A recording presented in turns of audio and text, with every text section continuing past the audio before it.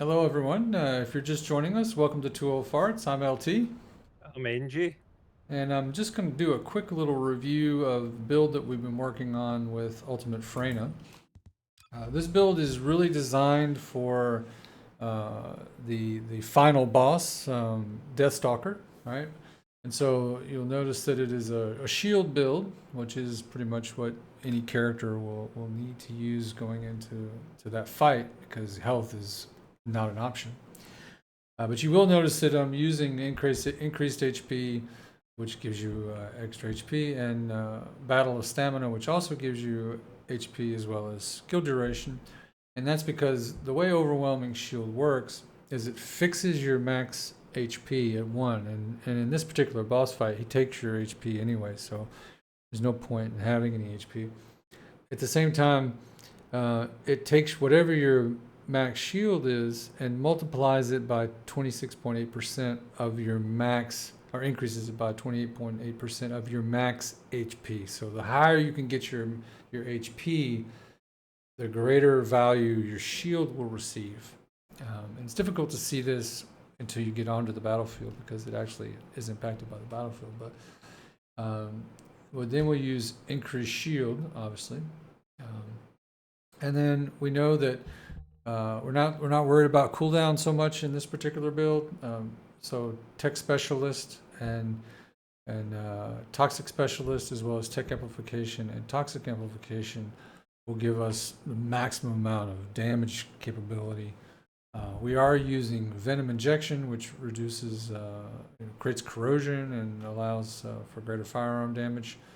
And then skill extension will give us more time when we are using our skills, let them stay longer, make them do more damage for longer. And then dangerous ambush, so that if the boss is kneeling or anything, this would be the time to hit him with your fourth ability or your third ability. So this is the build that we're using. We took this build in. I did make a slight change, but we took this build into most of the boss fights, and I'll take it in now to show you against Dead Bride, for instance, just how quick this build can take down any of the void bosses. But the design here is to get us into that end game capability there. So in addition to that, we're using a reactor now. Her skills. Let's talk about skills for a second. Her skill that we're using is one, the dimension skill. Her second skill is a dimension skill, and then the damage skills are all tech. So we really want tech to drive, tech and toxic to be driving what we're doing. We look at her reactor, and I just have Peacemaker on right now because I'm leveling it. But we're using Enduring Legacy, which is a good weapon, toxic and tech, and then we have tech scar power boost there. The skill cost reduction is just the best I can get on this particular reactor at the time. So.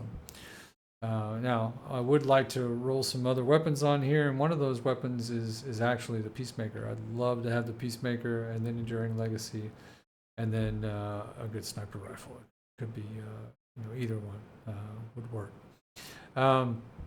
As far as her components are concerned, I am using the Distorted Resolve set. You could also use sort these right here real quick. You could also use the Venom set. I think this is the one that NJ prefers. Really just depends on what kind of weapons you're using, what's going to make the most sense to you. But the Distorted Resolve set will give you, some additional toxic skill power boost. So that's always nice to have.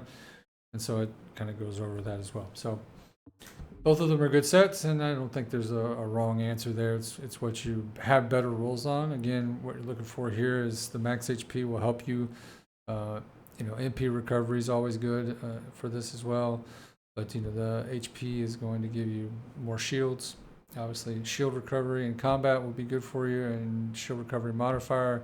Increased shield would be good as well. So if I had increased shield instead of toxic resistance, that'd be a good one. So that's. Toxic resistance isn't necessarily the one I'm looking for here, but you do have toxic, electric, and some character XP. So this isn't the best mix of skills, but I'm still grinding for those sets. So that is the build. with that in mind, let's go ahead and just take her into one of the intercept battles and see how it goes.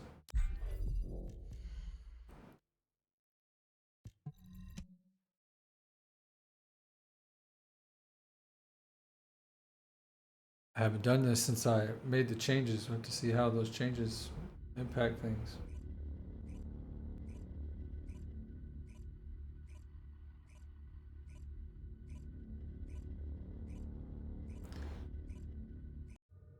All right, here we go. So again, it's been uninterrupted. I haven't changed anything. So you put the Enduring Legacy on, though. That would be a problem if I didn't have it on. So we'll pop our 2. And the next thing we want to do is you know, just as soon as she spawns in, we'll hit her with one of our abilities to proc the.